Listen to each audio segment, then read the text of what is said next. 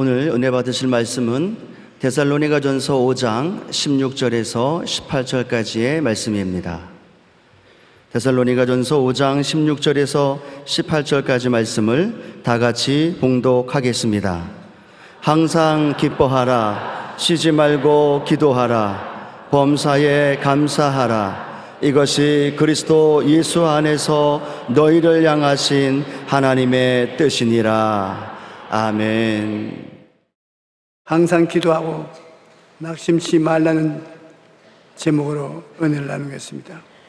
항상 기도하고 낙심치 말라고 성경에 말씀하십니다. 우리가 분명하게 쉬지 않고 기도함으로 하나님의 손을 움직일 수 있기 때문인 것입니다.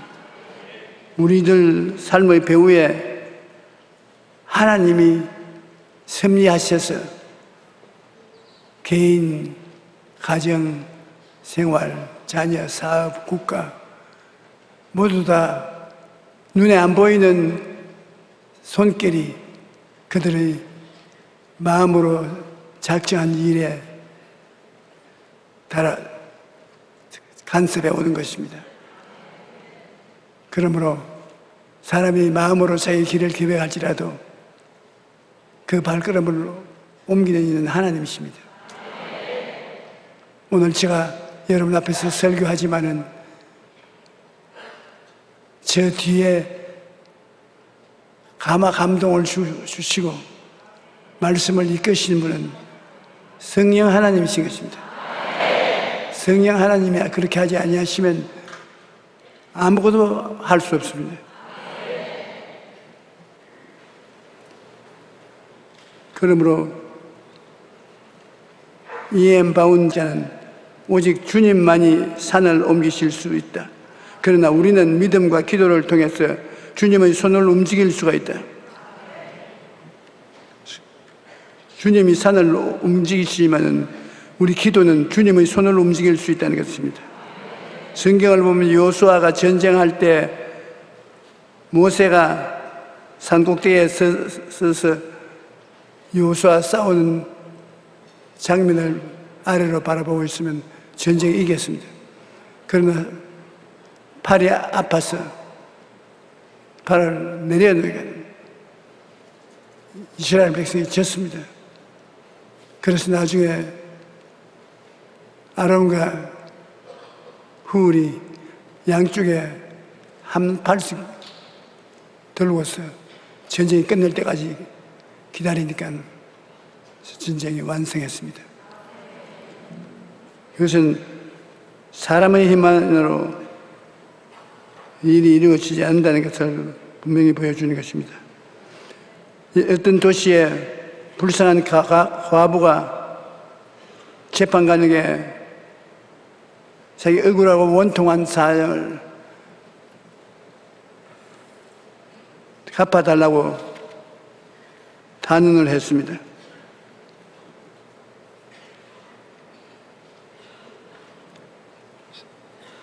도시에 한 과부가 있어 자주 그에게 가서 내 원수에 대한 나의 원한을 풀어주사되 그가 얼마 동안 듣지 아니하다가 후에 속으로 생각하되 내가 하나님을 두려워하지 않고 사람을 무시하나 이 과부가 나를 번거롭게 하니 내가 그 원한을 풀어주리라.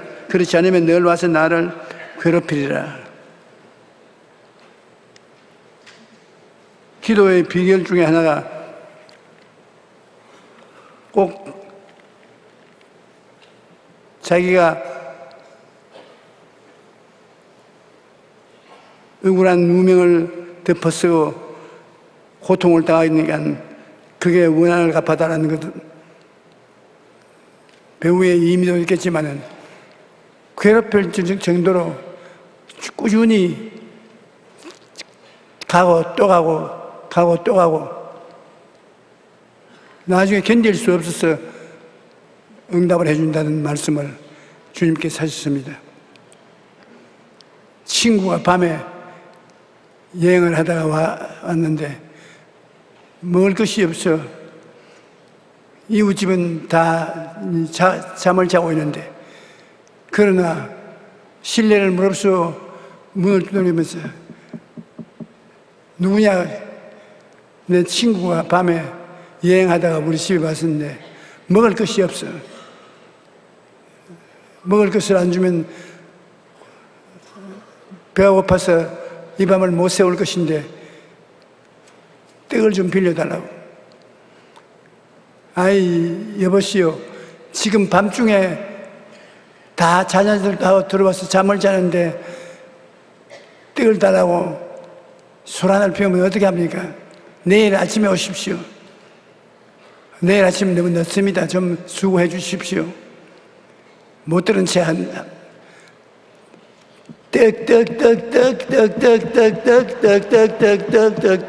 떡 아주 친애하는 이웃이여 자비를 베푸사 나의 애처로운 처지를 도와주소서. 그렇게 해야 들어주는 거 아닙니다. 아니면 귀찮게 만들어야 돼요. 떡. 아이고 이놈이 떡을 안 얻고는 밤새도록 저렇게 해서 잠을 못 자겠으니 귀찮지만 떡을 줘야 되겠다고. 그래서 일어나서 부엌에 가서 표리한 떡을 갖다 주면서 네가 친구이고 이웃이기 때문에 떡을 주는 것이 아니라 시끄러워서 떡을 준다. 우리 주님께서 기도의 비결을 말할 때 이 과부와 함께 밤중에 찾아온 친구를 위해서도 시끄럽게 해야 된다. 왜 여의도 순복음교회 가면 통성 기도할 때 시끄러워서 하나님이 귀가 막았냐 그렇게 시끄럽게 고함치게 그런 이야기 많이 들었습니다. 하나님은 귀는 안 먹으셨지만 시끄럽게 뜨는 사람을 좋아합니다. 자기의 소원을 이루시기 위하여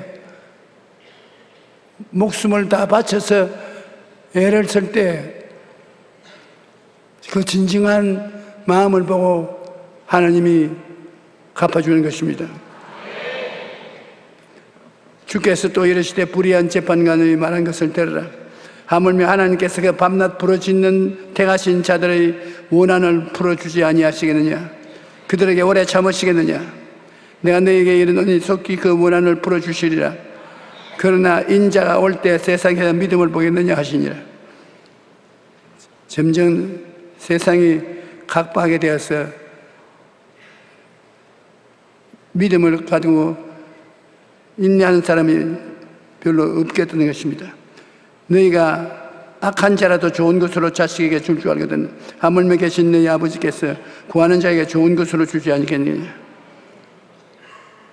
자기 아들을 아끼지 아니하고 우리 모든 사람을 위하여 내어주시니가 어찌 그 아들과 함께 모든 것을 우리에게 주시지 아니하겠느냐. 속히 응답되는 기도도 있지만 그렇지 않는 기도가 많이 있습니다. 오랜 시간 기도해도 응답이 없으면 낙심합니다. 그러나 낙심했다가 도로 일어나서 기도를 계속해야 되는 것입니다.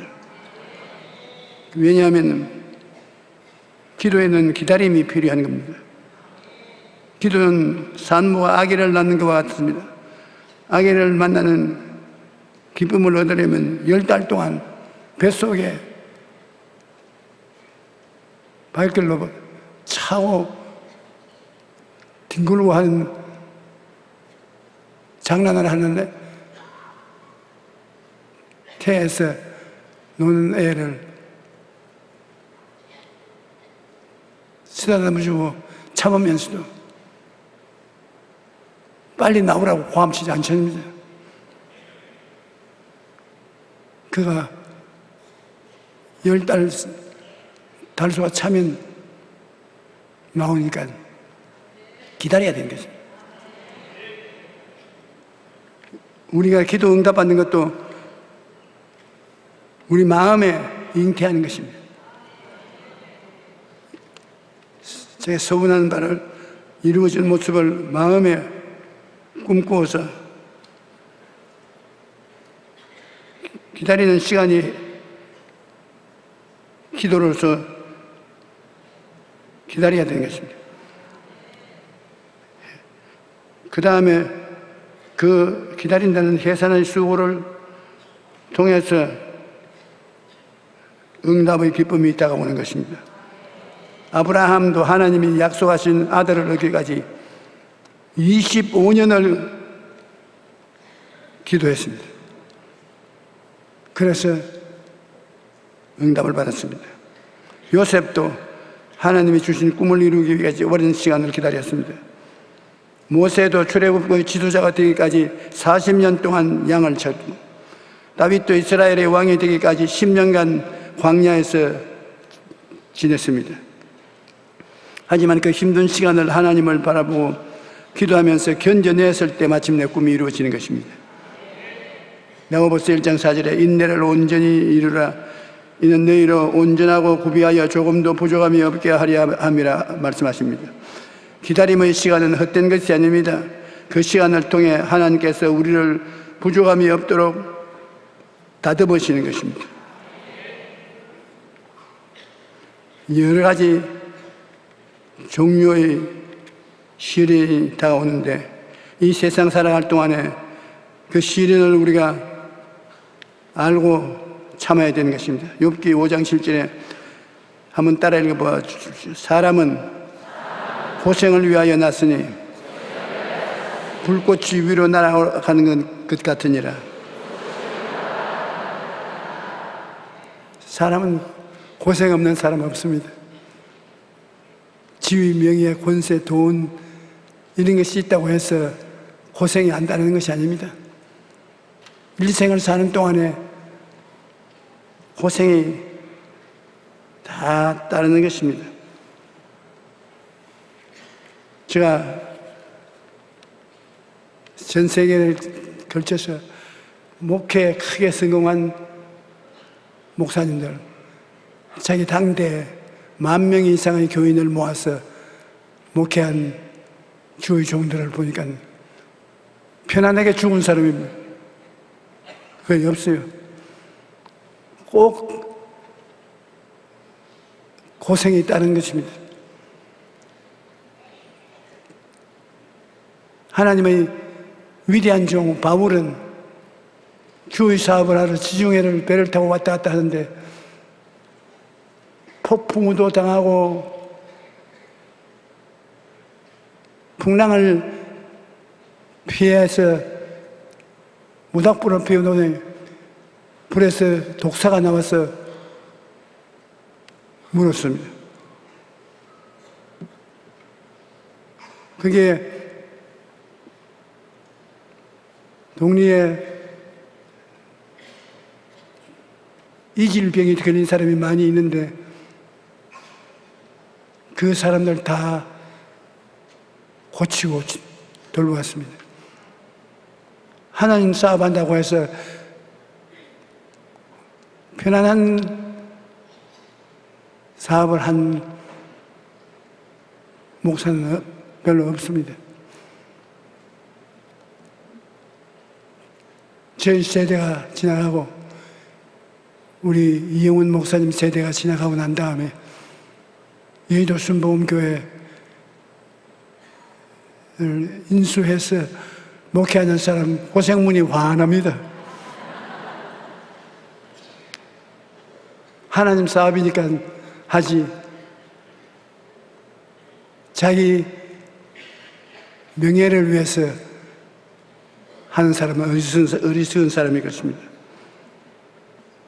하나님은 당신의 제자들을 훈련하실 때도 어려움을 만나게 만들어진 것입니다. 요한복음에 보면 예수께서 눈을 들어 큰 무리가 자기에게 오는 것을 보시고 빌립에게 이르시되 우리가 어디서 떡을 사서 이 사람들을 먹이겠느냐 하시니 이렇게 말하시면 친히 어떻게 하실지를 알고 빌립을 시험하고자 함이라. 빌립이 대답하되 각 사람으로 조금씩 받게 할지라도 200데나리에 오느나 떡이 부족하니 제자 중 하나인 곧 시몬 베드로의 형제 안드레가 예수께 여짜오되 여기 한 아이가 있어 보리떡 5개와 물고기 2마리를 가지고 있나이다. 그러나 이것이 많은 사람에게 얼마나 되겠나이까. 주님께서 제라를 시험해 봅니다. 들판에 군중이 모여오는데 남자만 5,000명, 부녀자 합치면 10,000 내지 15,000명 식구들이 모여오는데 어디에서 떡을 사서 그들을 먹일 수 있겠습니까? 아예 빌립은 그는 돈도 없고 떡 살 곳도 없다고 말했습니다. 안드레는 5병2어를 가지고 나왔습니다. 이들은 주님을 시험할 때 모두 다 땅의 것을 바라보고 시험의 문제 해결하려고 하는 것입니다. 땅을 보고 사는 사람과 하늘을 쳐다보고 사는 사람인데, 땅을 쳐다보고 사는 사람은 시험에 넘어집니다. 어떠한 삶의 환경에서도 하늘을 쳐다보고 살아야 돼요.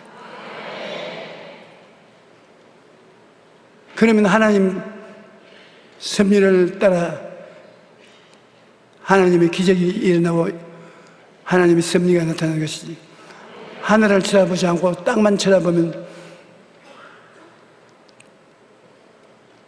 마음에 낙심하고 절망하고 마는 것입니다. 야고보서 1장 2절로 3절에 내 형제들아, 너희가 여러 가지 시험을 당하거든 온전히 기쁘게 여기라. 이는 너희의 믿음의 시련이 인내를 만들어내는 줄 알미라고 말씀하는 것입니다. 하나님이 우리를 시험해 볼 뿐 아니라 마귀가 주의 종들을 꼭 시험하는 것입니다. 아담과 하와가 마귀의 꾀임에 빠져서 탐욕으로 말미암아 하나님 명령을 거역해서 타락했지 않습니까? 하나님의 아들인 예수님께서 요단강에서 성령 세례 받으시고 광야에 가서 40주 40야 금식하고 기도하고 난 다음에 마귀의 시험 당했습니다. 마귀가 배가 고프니까 돌덩어리라도 기도의 힘으로 떡을 만들어 먹으라고. 예수님께서 하나님 시험하였으면 안 된다고. 마귀의 말을 듣지 않았습니다. 높은 침탑에 데려와서 뛰어내려라. 천사들이 와서 발을 받아줘서 발이 돌에 부딪히지 않으니까 네가 하나님 아들인 줄 인정할 것이라고. 그럴 때 하나님을 시험하지 말고 했습니다.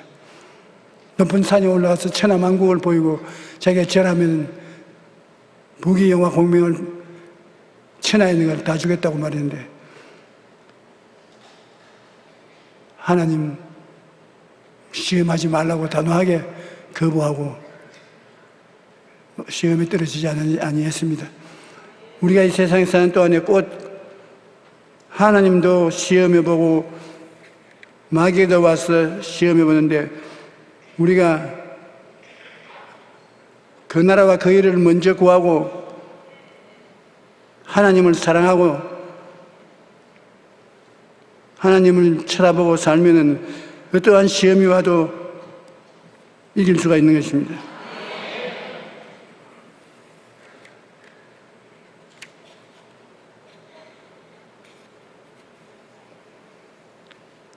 시련을 대하는 두 가지 자세가 있는데 모든 인생에는 시련이 있다는 것을 알아야 되지만 시련을 대하는 태도는 사람마다 다릅니다. 나치 수용소에서 희망을 포기하지 않았던 빅터 프랭클 박사는 고난은 포기하는 사람에게는 저주가 되지만 고난의 의미를 발견한 사람에게는 놀라운 축복이 된다고 말했는 것입니다. 인생이라는 길에서 도로를 만나면 어떤 사람은 그것을 이런 걸림돌을 누가 이 길에다 갖다 놨냐고 말합니다. 다른 사람은 그 디딤돌이 있어 좋으네 그렇게 말합니다. 그러면 똑같은 걸림돌에 한 사람은 어떤 사람이 길에 걸림돌을 갖다 놓았냐고 불평을 하지만 다른 사람은 디딤돌을 디디고 가니까 좋다고 말합니다. 그러므로 우리가 어려운 환경에 처했을 때 이 어려운 환경은 우리에게 디딤돌이다. 기도하면 디딤돌로 환경이 변화된다는 것입니다. 기도를 안 하면 디딤돌이 안 되는데 기도를 하면 걸림돌이 디딤돌로 변화되는 것입니다. 합력하여 선을 이루도록 만들어 주시는 것입니다. 어떻게 생각하냐에 따라서 스트레스가 무조건 건강에 나쁘다고만 알고 있는데 켈리 맥고니걸이라는 심리학자는 8년 동안에 3만 명을 대상으로 연구했는데 그 결과가 매우 흥미롭습니다. 스트레스를 심하게 경험한 사람의 사망 위험성은 그렇지 않은 사람보다 43%나 높습니다. 하지만 이것은 모든 사람에게 해당되는 것이 아닙니다. 스트레스가 건강에 해롭다고 믿는 사람에게만 스트레스가 나쁩니다. 스트레스를 당해서도 해롭지 않다고 생각하는 사람은 오히려 더 오래 삽니다. 사람 생각이라는 것이 참 희한합니다. 스트레스가 완전히 우리 병을 가져오는 인자가 되는데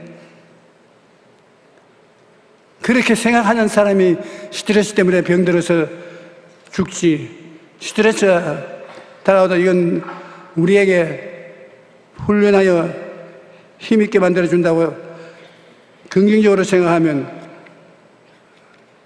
이익되고 손해되지 않는다는 것입니다.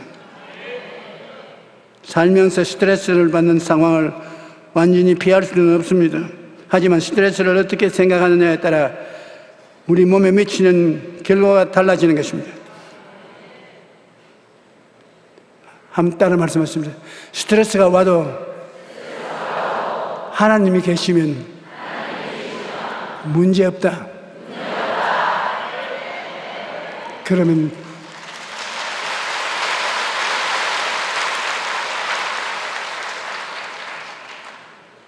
우리는 항상 기도하며 끊임없이 하나님의 도우심을 기대하고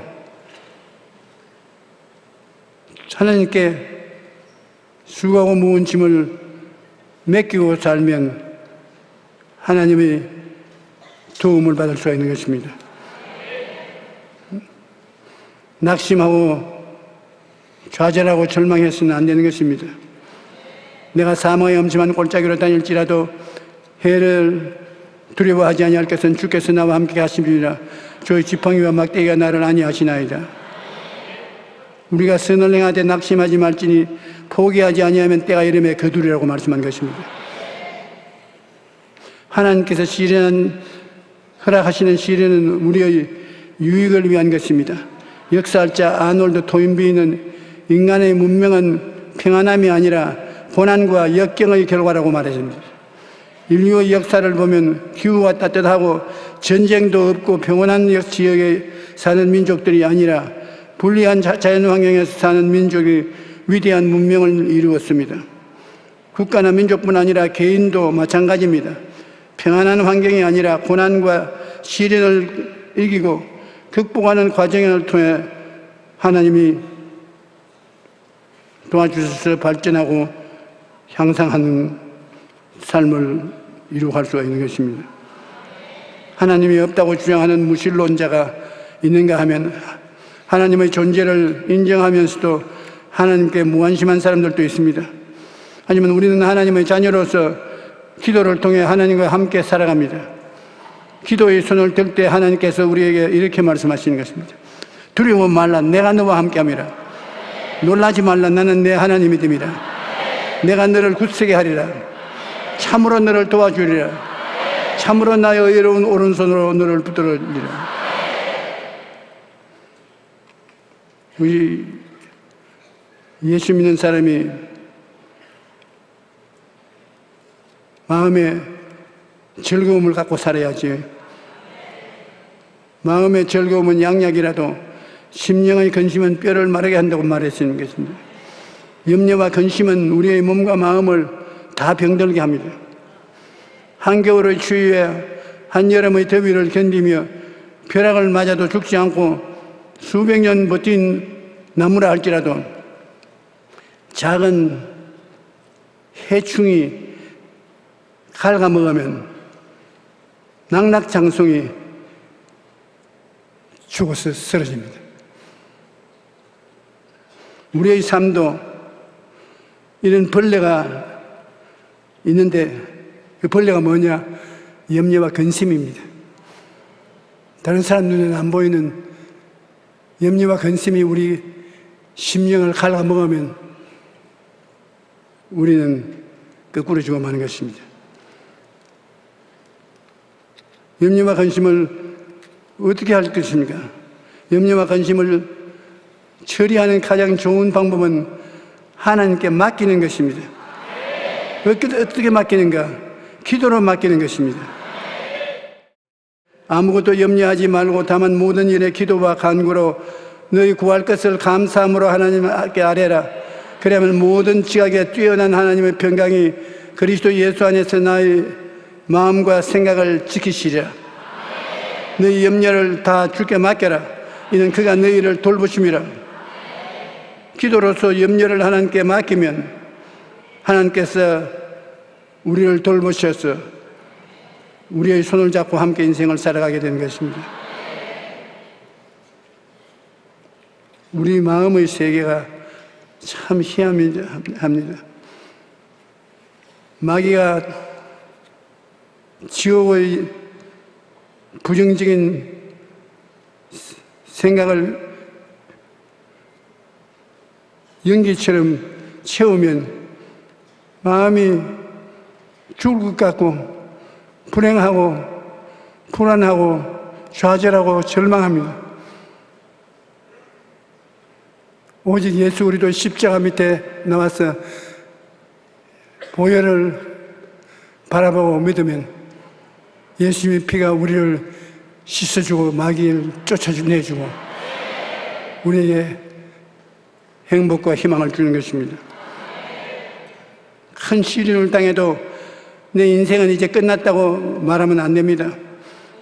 예수님을 믿는 사람은 다 끝났다라고 말해서는 안 됩니다. 아직 늦지 않았다라고 말해야 되는 것입니다. 왜냐하면 우리에게 아직 기도가 남아있기 때문에 그런 것입니다. 기도할 수 있을 때까지는 망했다고 볼 수 없습니다. 기도할 수 있는 사람은 어떠한 상황에서도 희망을 가질 수 있습니다.